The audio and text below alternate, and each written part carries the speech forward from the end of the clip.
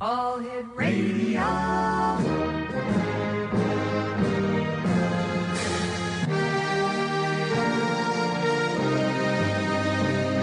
Welcome to the X Zone, a place where fact is fiction and fiction is reality.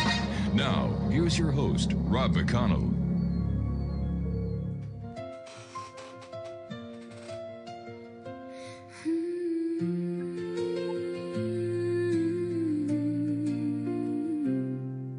At Seven Gale Crescent, where our proud tower stands, there's beauty all around us, shaped by caring hands.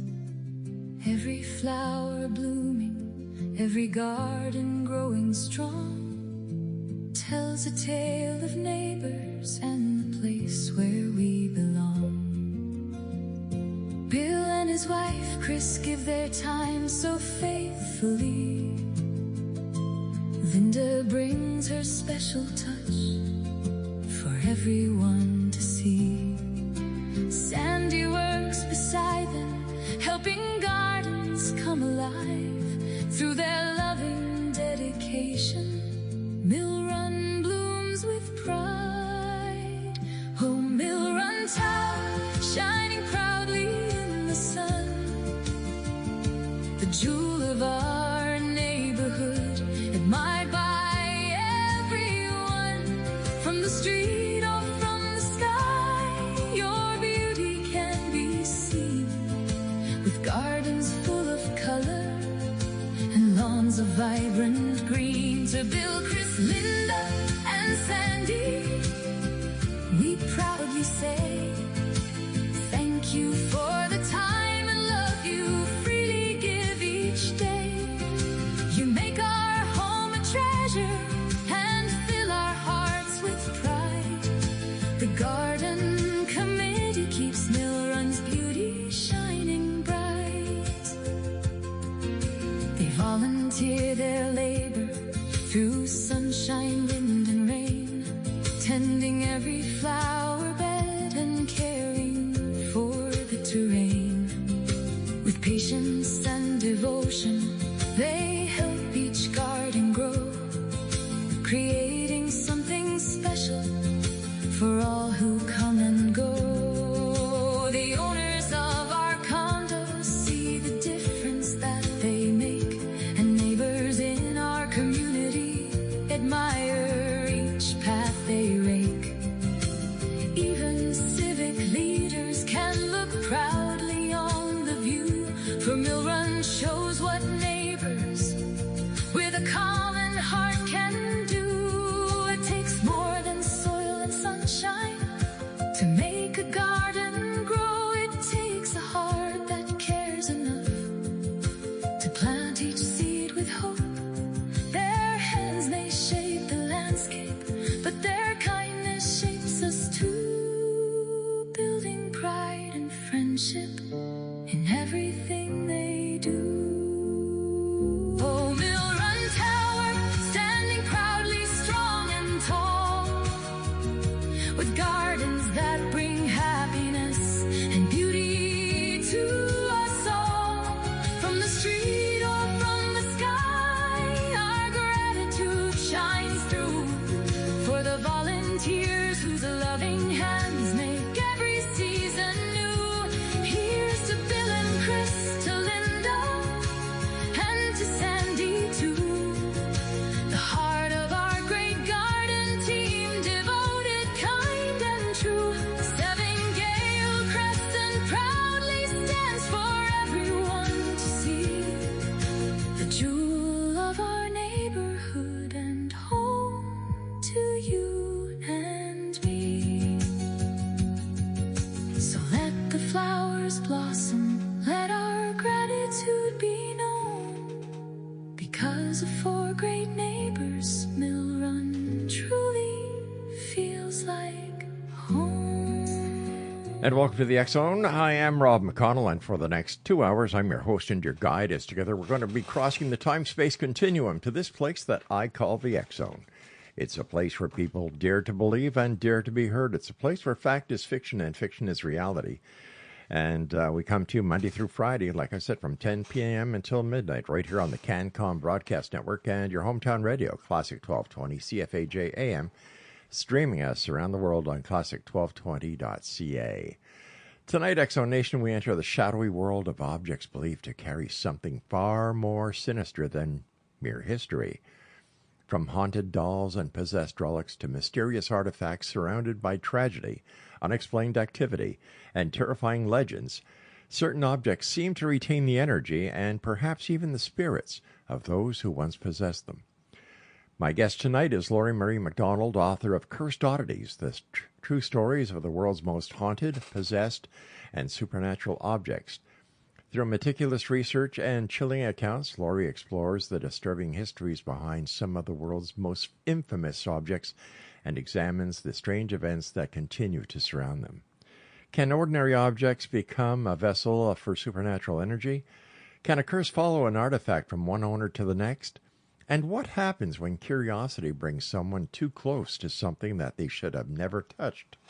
Well, tonight we separate documented history from dark legend, and perhaps discover that some possessions may, in fact, possess us.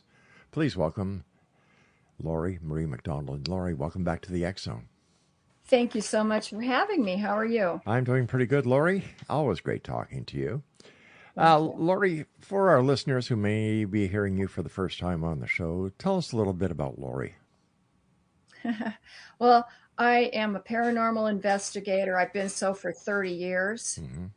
And what led me to write this book was because I had investigated several cases, and the origin of the case and what caused the curse was a cursed oddity, Mm-hmm. which was one of the cases was a haunted bed case. Another case was an herbal curse. And another was a police report with an incident at a retirement home. And I thought, well, I've been collecting all this data. I might as well write a book about it. How would you define a cursed object, and how is it different from an object that simply is haunted? Well, a cursed object is something that is caused by like an invocation or a spell or a hex. Mm-hmm. And it's placed on an object with an intentional intent that triggers bad luck. Like in voodoo or... Okay. And what else besides voodoo? Well, it can be... A curse can be on anything. Oh. It can be on jewelry. It can be on coins. It can be on, just about anything someone wants to put a spell on and use it. It could be on a rope. It could be on... anything. Sure, even furniture from a garage sale or a flea market, I bet. Definitely. Antique shops. Mm. Why do dolls, mirrors, jewelries, paintings, and antiques seem to feature so prominently in stories about cursed objects? I think it's because the dolls look like humans, Mm-hmm. but there's something eerie about them. And there are people that love their possessions, and dolls are a popular possession. And dolls are also something that's really popular when you go to antique shops. They usually have a large collection. And if it's an antique doll, you don't know who owned the doll prior to it winding up in an antique shop or estate sale. And you don't know what kind of an environment that the object was in. It could have been in an environment where there's a residual haunting from the environment, or it could just be that it was used in a curse or a hex or a ritual. And so it winds up there and people buy it and bring it home, and then they have trouble. I understand in your book you talk about a doll that's called Robert. Yeah. Yes, Robert the Doll. Yes, that's the most famous haunted doll there is Robert the Doll and Annabelle. But why is Robert so famous or so haunted or cursed?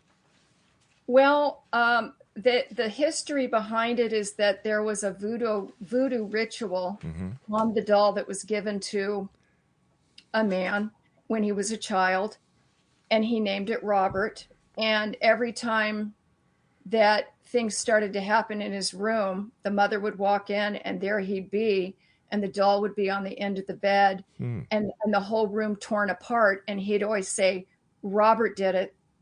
And so he's an artist. He became an artist. And so it wound up in a museum. And the thing is that even the people in the museum have noticed, and there's reported incidents of you have to ask permission to take a photo, or the photo doesn't turn out.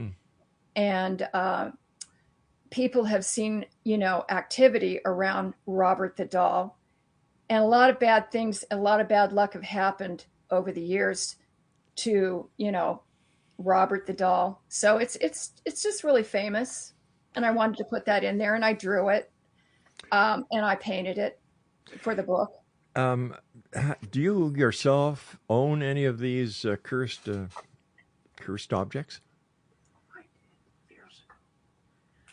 I have, yeah. There's a doll in there that is, it's a mourning doll, and there's a picture in the book on it, and she has this little necklace that's a mourning jewelry. Right. And I bought it at an antique shop, and I believe, there's really strange energy. And the thing about it is my son came over, and I go, look at the new doll I bought. And he's like, ooh, that's terrible. And so it exudes this really weird like vibe. And, but I've kept it, but I keep it in a cabinet. I don't display it. Exonation, our guest this hour is Lori Marie McDonald. She's the author of Cursed Oddities, the stories of the world's most haunted, possessed, and supernatural objects. And if you'd like to find out more about Lori's book, or you can even buy it online, all you need to do is go to Amazon.com or Amazon.ca. This is The X Zone. I'm Rob McConnell. We'll be back with Lori on the other side of this break, and we're going to ask her about some strange things that happened to some of the paintings that are in her book.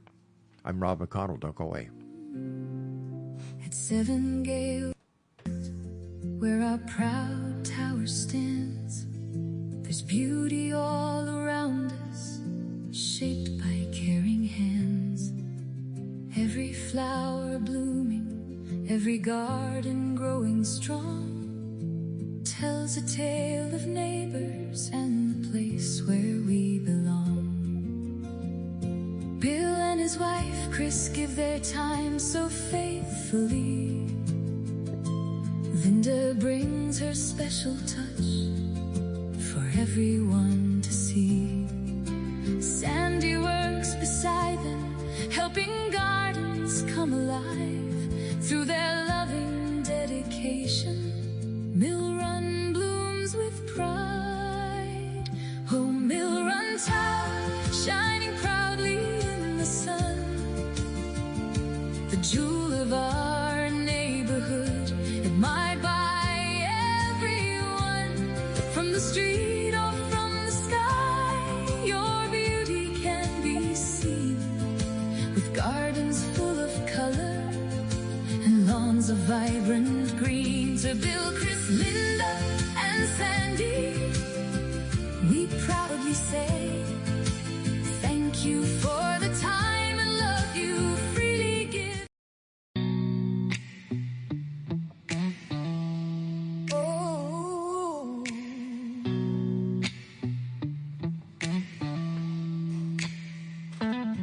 Past midnight on Yates Street, the signal hums low. Static's alive and the shadows glow through the glass of the control room door. Something whispers, we've been here before. Old footsteps echo the real sighs. The red on air light flickers and dies through the hallway.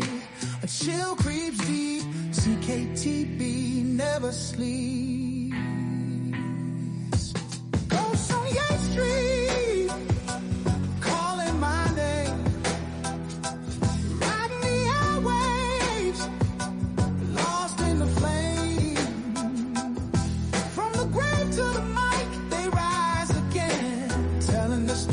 Through static and rain.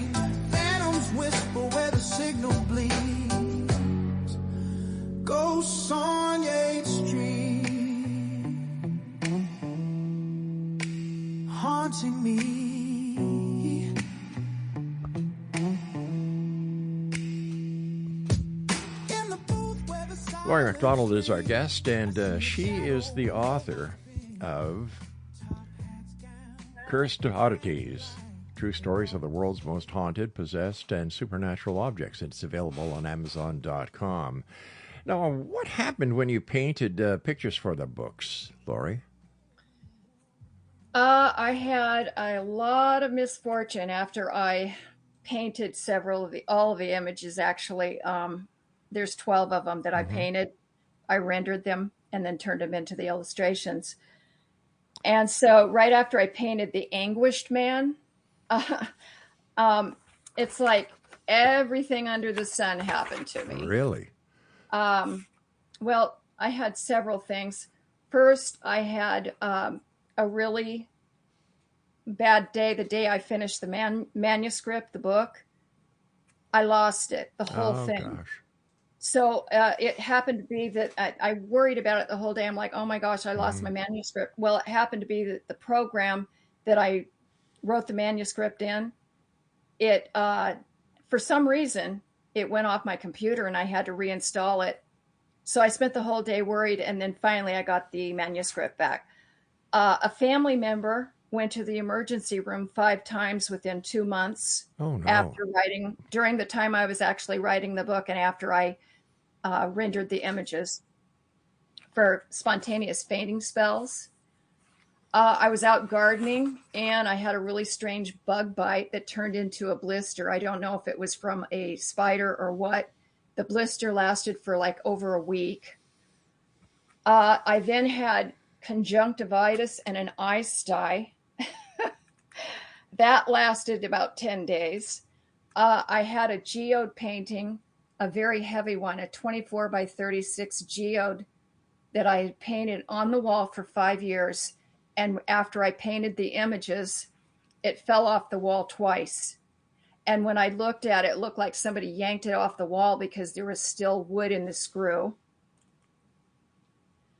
A family member in the family went through a marriage trouble and separated. The armoire in our bedroom, we heard knocking in the middle of the night, woke us up. And then we had a family vacation that was full of bad luck. So I did write a disclaimer in the very beginning of the book. And what does that disclaimer say? Well, it's just warning people that, and it explains about how while I was writing the book that I actually had a string of bad luck. And I'll go to it real quick. Sure. So, I'm leaving it up to the reader or the listener to basically determine, but I don't know if it was coincidence, but I've never had that much bad luck before. But what I did is I wrote that throughout the time I was researching and writing the book and painting the illustrations, I experienced intense nightmares and a series of unsettling bouts that I can only define as misfortune and setbacks.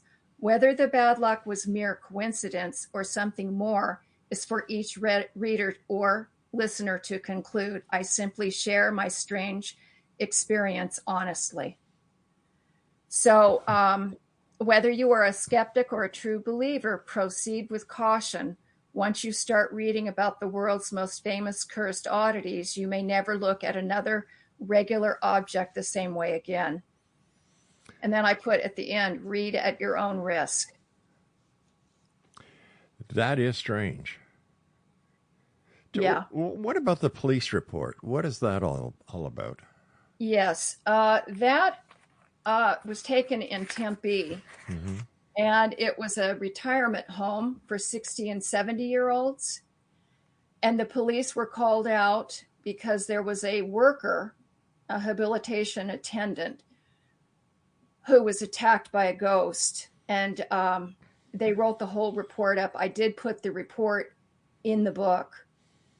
And the other thing is that the people that were there, the crisis team, the police, after they closed the case, they had experience in their home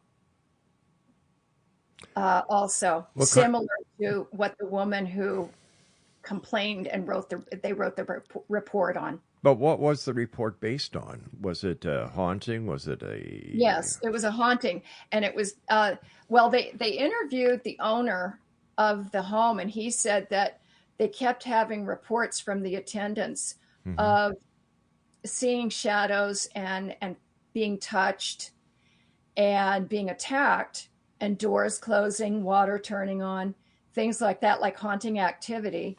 And it started just after one of the people that lived there passed away. Wow. How do paranormal investigators deal with objects that are possessed? Oh, yes. They isolate them. They can enclose them in, I wouldn't suggest glass, but they enclose them, and they can put them away, maybe bury them, or take them off the property. I had to, when I ran into this with a lady who came to me and told me her bed was like mysteriously in the middle of the night. She had a haunted bed that happened just after she got together with her boyfriend. And I recommended to her to just completely remove the bed altogether, have it removed and taken to the dump. And she said that the minute that she did that, she never had another problem again. Did she keep the boyfriend? Yes. Was there one story, Lori, that frightened or unsettled you more than all the others? I would say it's probably the police incident report, because it was backed up by an incident report by the police. And there were several witnesses all experiencing the same thing, and it followed them home. Did any of the cases challenge your own beliefs about the supernatural? Oh, well, I think we've talked before about this. As a child growing up, I stayed at my grandparents' on vacation. So, I always grew up, because I grew up around hauntings. This house that we would vacation at was a really old historic home with the wooden floors. And at night it was just really creepy. And we would hear knocking at the door and things like that. So being that I grew up around that, I guess I just fell into this field naturally.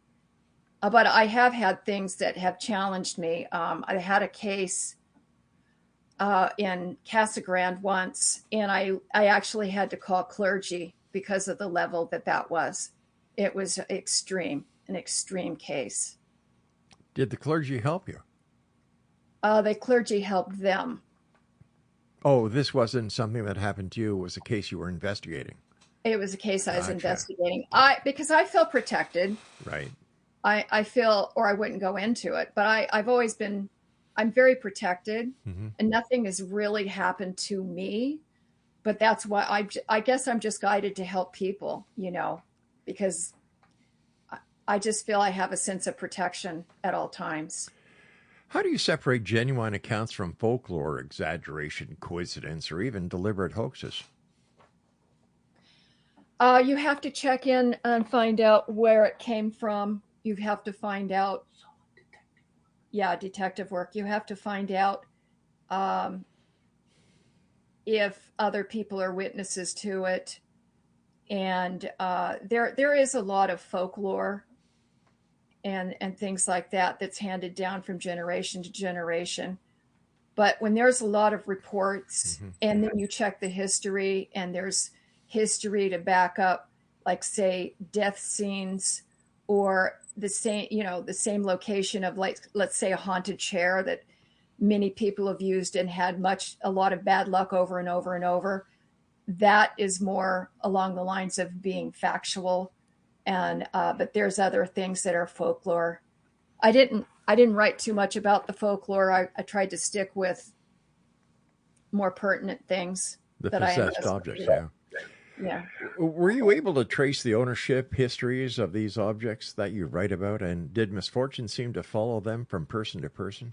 Yeah, I have a whole chapter where I explain the history And also each chapter that I go through, I will talk about the history of each object. So it's clearly pointed out in the book. Hopefully, if you're interested, you'll read up on it.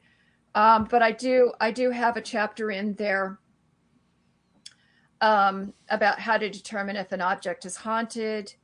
I talk about cursed and possessed jewelry, and in there's a lot of information about like the tiger's eye and generations of stone being passed through English royals where they all had bad luck. The cursed and possessed paintings, same thing. Then I have cursed death scenes in horror movie sets. Wow. The Dybbuk Box.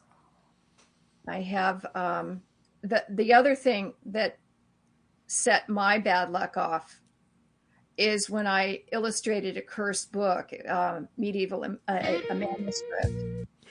All right, you and I have to take our break, and when we come back, more of this exciting story with our guest, Lori Marie McDonald.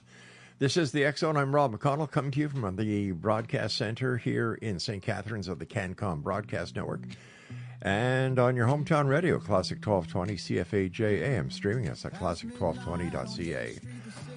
The name of Lori's book, X Zone Nation, is, do you have your pencil and papers ready? Cursed Oddities, and it's available at Amazon.com. Whatever you do, don't go away. We'll be right back. The real size. Red on air, light flickers and dies through the hallway. A chill creeps deep. CKTB never sleeps. Ghosts on Yates Street, calling my name. Riding the airwaves, lost in the flame. From the grave to the mic, they rise again, telling the stories through static and rain. Phantoms whisper where the signal bleeds. Ghosts on Yates Street, haunting me.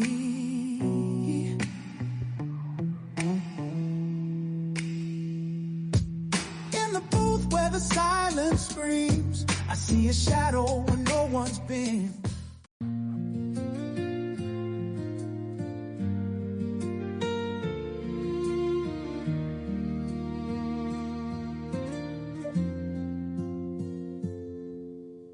Long before the maps were drawn, before the roads were made, stories crossed the rivers where the ancient pines still sway.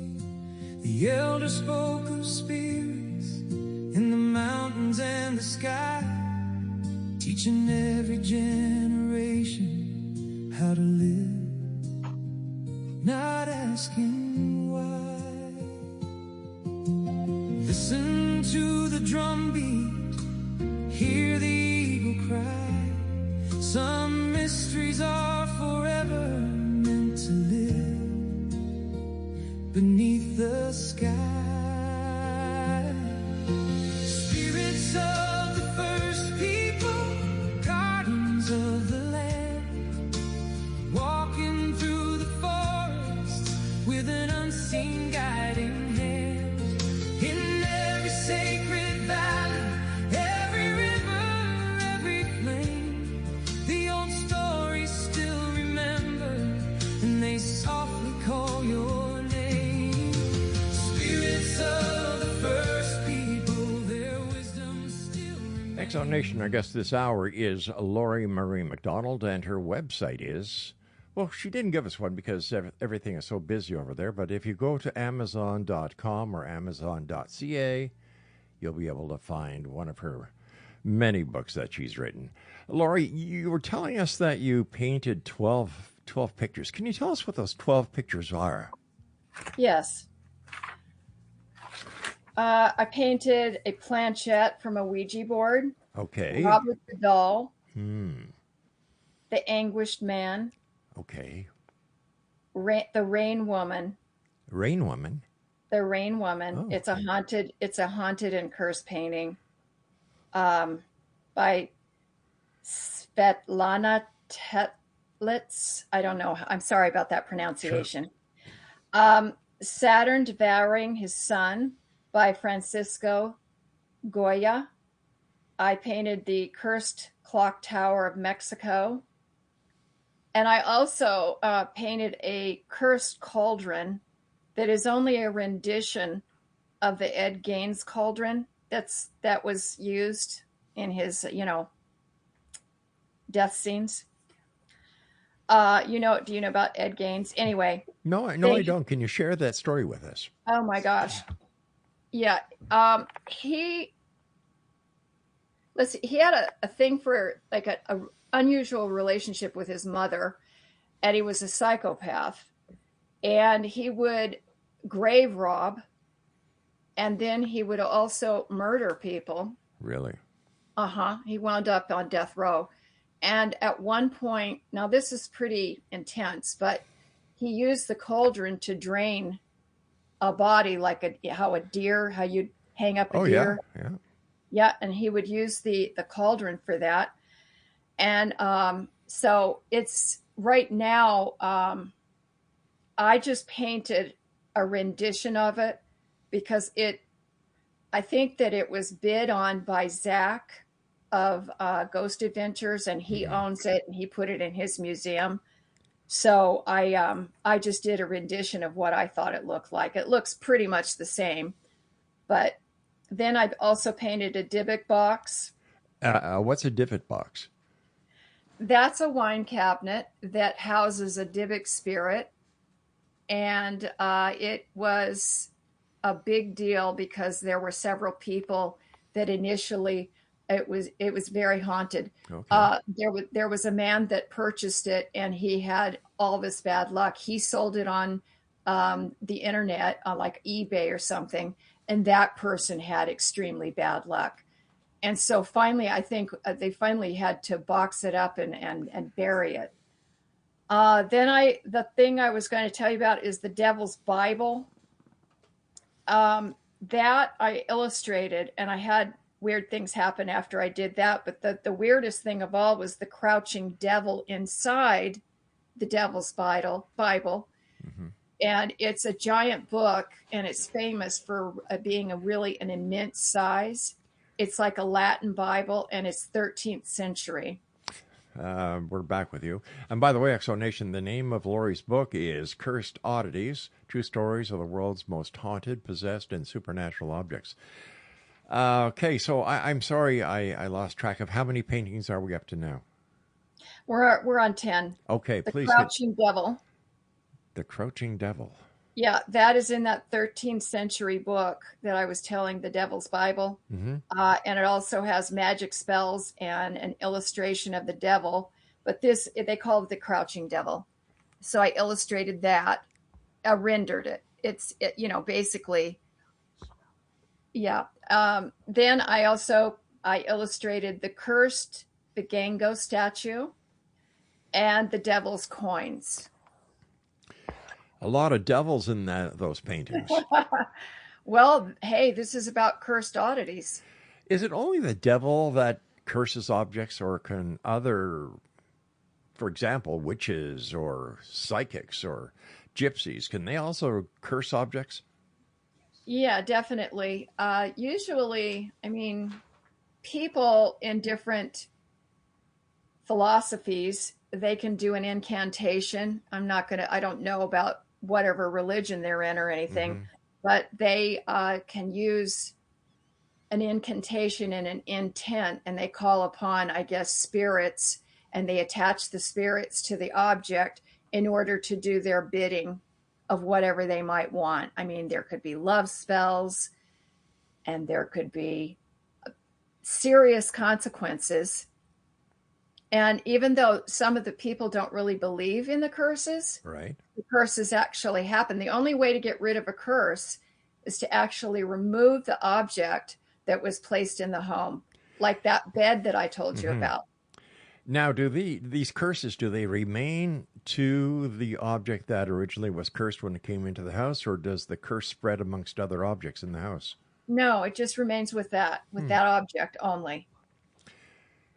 So can an object affect people psychologically, even if no genuine supernatural force is involved? Yeah, definitely. If they believe it too. Ah, the power of belief. Yes. So how powerful are suggestion and expectation when someone has been told that an object is cursed? Well, it just depends on that person, because if they bring it home and they don't believe it and then the activity happens anyway, they start believing real soon. Okay, so you've got all these 12 paintings in your book. You're talking about curses. Mm-hmm. Is it possible that there's a curse attached to each one of these books, and that the owner of the book, when they buy it at Amazon, may No. buy a cursed book? No, I hope not. I think what happened is that because I painted it, Mm-hmm. I connected with something. But we did a cleansing and everything's fine now. Oh, okay. So, but what they can do is, if there's anybody that reads the book and they find that they have something happen, they can find my book, Help for the Haunted, and that'll help clear it. Way to go, kid. Cross-marketing. Are religious artifacts and sacred relics more likely to attract paranormal stories because of their spiritual significance? Yes. I mean, definitely. As a paranormal investigator for many years, what role do seances, occult rituals, spiritual boards, or attempts at communication play in the histories of cursed objects? Yeah, a big part in that. Basically, when someone has the intention to use a board, and the intention is, I want to speak to a spirit. Mm-hmm. And that opens that door up to where you never know what's going to come through that door. And in the book, I do have several stories and information pertaining to people that used a Ouija board and the bad things that happened. But like I said, sometimes it might even just be the planchette, and focusing on that could be haunted. So I've investigated a lot of the things I investigated, Mm-hmm. a lot of the cases, I would say 6 times out of 10 started with the people using a Ouija board. Have you yourself ever tried to use a Ouija board? Yes. And what did you find out? Did you? It didn't do anything for me. Eh? No, it didn't. Nothing happened when I used it. So why do you think Ouija boards have gotten such a bad rap? Because of the history of everything that happens to people when they use it. It's all over. There's so many examples and so many cases of people using a Ouija board and having misfortune happen, spirits come through, because it could be an evil spirit pretending, let's say, to be a child, and it's really an evil spirit. So. Gotcha. Is it possible that a lot of the stories about Ouija boards have been, made up because the people who were using them actually wanted something to happen, and that what really happened had nothing to do with negativity or the Ouija board? It was just their imaginations? Well, you never know. Yeah, true, But eh? what I put in my book was information about what really happened to people. And that's a good point, because you never know where their psychology is, Yeah. if they're on medication, if it's genuine. But I will say that there are people that I've investigated on medication who have mental illness, and they attracted the spirits. Really? Mm-hmm. All right, Lori, stand by. We've got to take our final break. In X Zone Nation, our guest this hour is Lori Marie McDonald. She's the author of Cursed Oddities, True Stories of the World's Most Haunted, Possessed, and Supernatural Objects, and this great book is available on Amazon.com. Lori and I return as we wrap up this hour here in the X Zone from our broadcast center and studios in St. Catharines, Ontario, Canada, on the CanCom Broadcast Network and your hometown radio, Classic 1220 CFAJ AM, streaming us at classic1220.ca.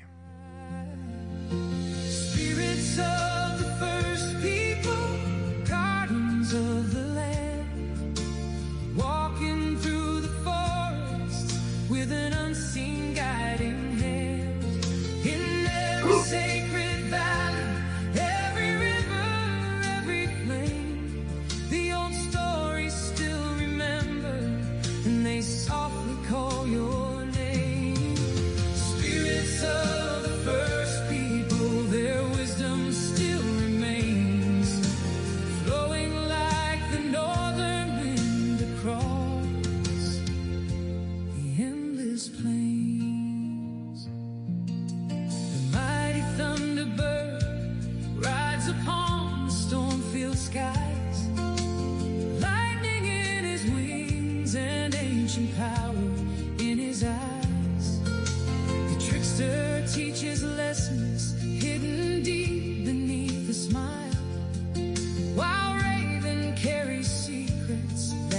journeyed every mile. Some speak of the Wendigo, where frozen forests sleep, a warning born of hardship that the elders always keep. Others tell of little people watching quietly from stone, reminding us that nature is a kingdom not our own. A warning born of hardship that the elders always keep. Others tell of little people watching quietly.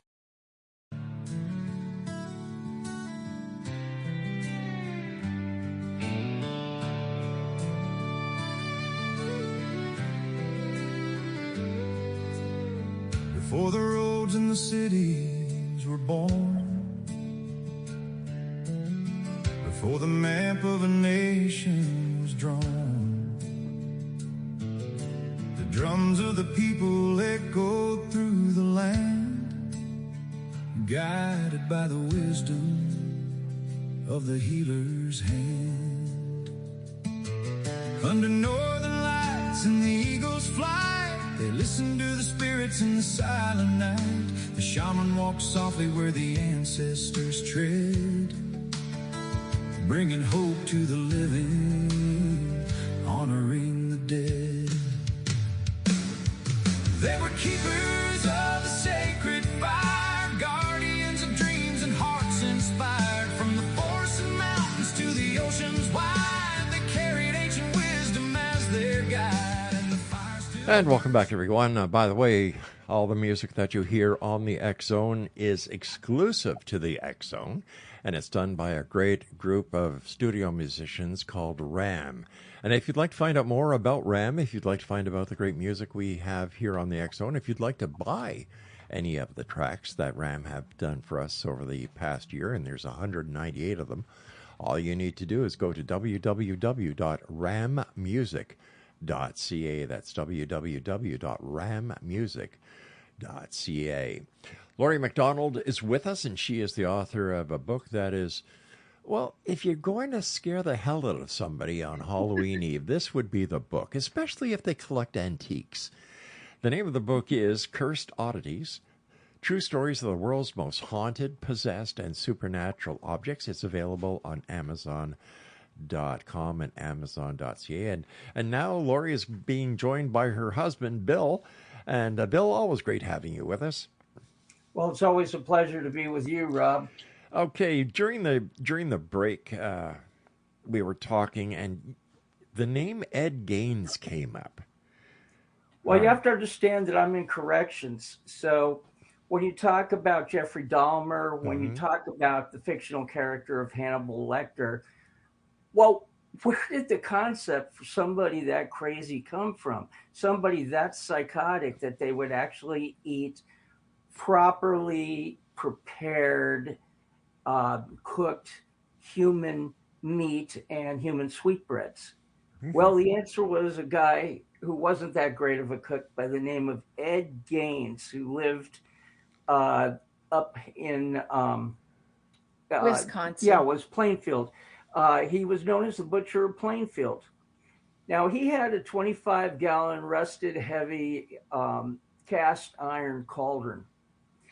Now, the book covers all of the stuff that's basic to the story, but the story was that he knew how to hang people upside down and drain their carcasses, just like us deer hunters do when we go hunting during, deer season with our proper tags. And he would literally hoist a person up by their ankles, and he would drain them into the cauldron. He would then light a fire under the cauldron after sliding the carcass back somewhat away from the heat, because it would eventually be frozen. Now, what he would do was he would cut slices of muscle tissue out, and he'd throw it into the cauldron of the blood. And then he had human stew that was very similar to that morning porridge breakfast that the Brits and Scots love so much, which is that pig's blood morning porridge that you enjoy very much when you're over in the United Kingdom. And they found, the cops found garbage waste paper baskets literally made of human skin. Oh. They found whole human detached skeletal bones collected and piled up like a mini one of those underground cities that's made entirely of bone. And human skulls were secured to the corner notches of 4 bedposts, plus they were used as bookends for bookshelves. The chair covers were wrapped in human skin. Oh, God. And he also had human skulls with flip tops. Oh. Literally for like drinks, beer. Display bowls made from skulls, undergarments designed to mold with the torso made of a female skin, form-fitting stockings made from leg skin. This is starting to sound like Buffalo Bill, which is another fictional character. Yeah. Female human heads taxidermied into costume masks. That's 100% true. Several decapitated heads in grocery bags, which was for Halloween. A human heart in a sack in front of the kitchen oven, a collection of 9 external female genitalia in specimen boxes. Now, that is disturbing even to me. A belt made from a human areola and nipple, probably a woman since theirs are bigger. A collection of 4 human noses, probably Romanesque or Arab, because the larger the nose, the better it presents. A set of lips on a drawstring. I'm not sure how you would entertain people with that. A human face taxidermied into a lampshade. Well, they got that obviously from Nazi Germany, which is true. This guy was alive during the Second World War.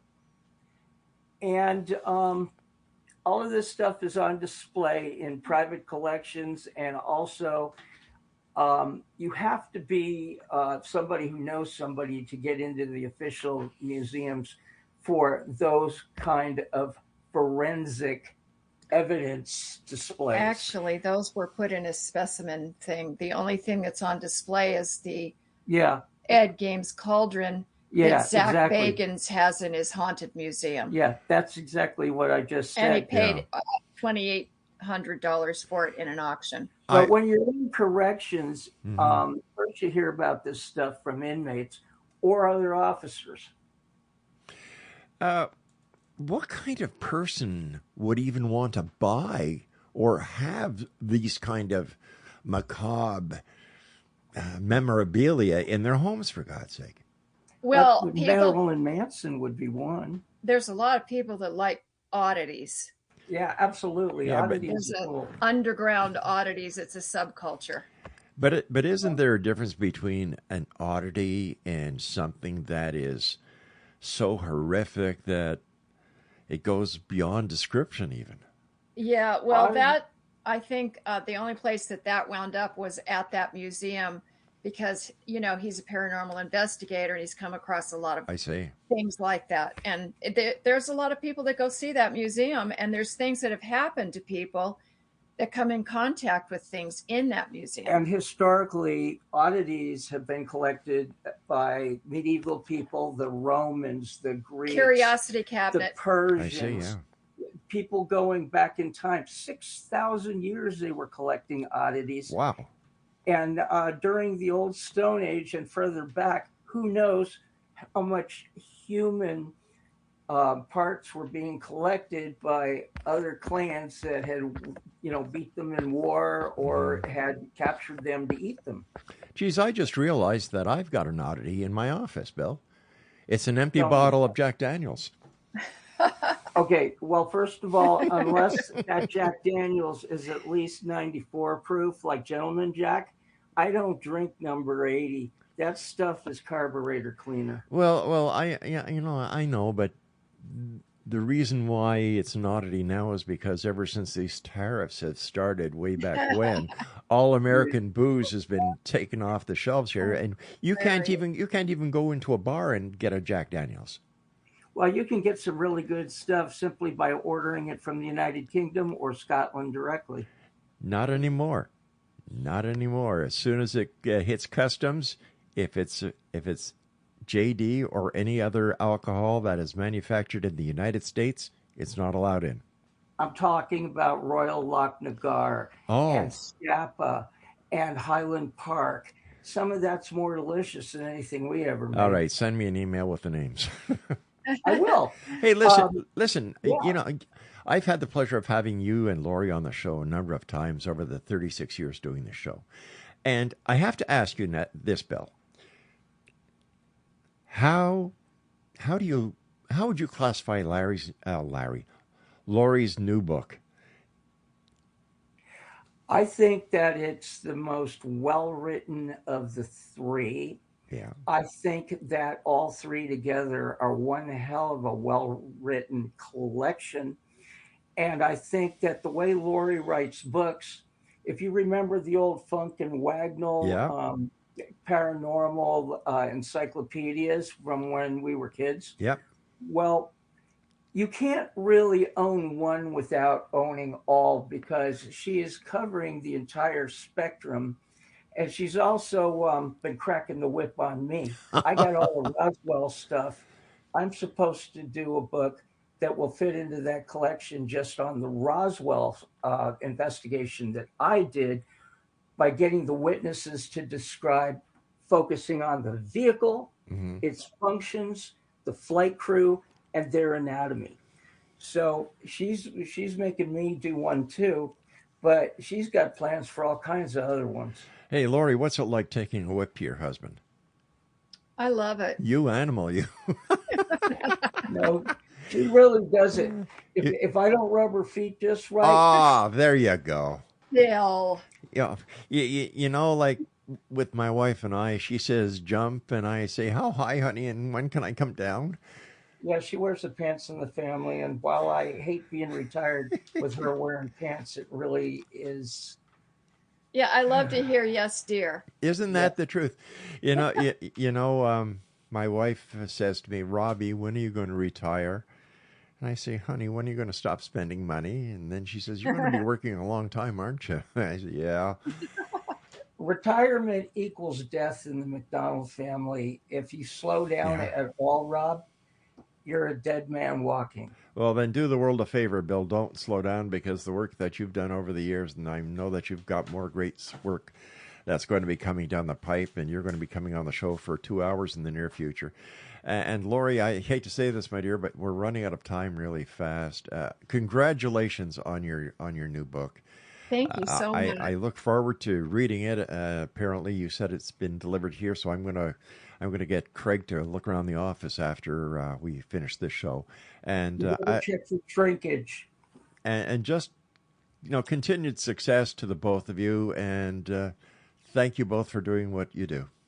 Thank you so much. Blessings. Blessings Be to you too, safe. Bill. Take care of yourself, my friend. Lori, thanks very much for everything you do, and continued success. Thank you. You have a nice evening. I And we will. are so thankful for having us on the show. Ah, it's my great pleasure. Take care of yourselves. And Exo Nation, once again, if you'd like to find out more about our guests, Lori and Bill McDonald, they've been on our show a number of times. All you need to do is go to the Exxon Broadcast Network and type in their name. All the past archives are there. But the name of Lori's new book is Cursed Oddities. Stories of the world's most haunted, possessed, and supernatural objects. It's available on Amazon. We'll be back on the other side of this break as hour number 2 of the X Zone starts right now.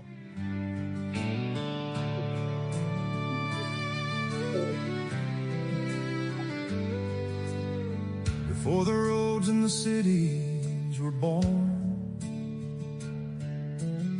before the map of a nation was drawn, the drums of the people echoed through the land, guided by the wisdom of the healer's hand. Under no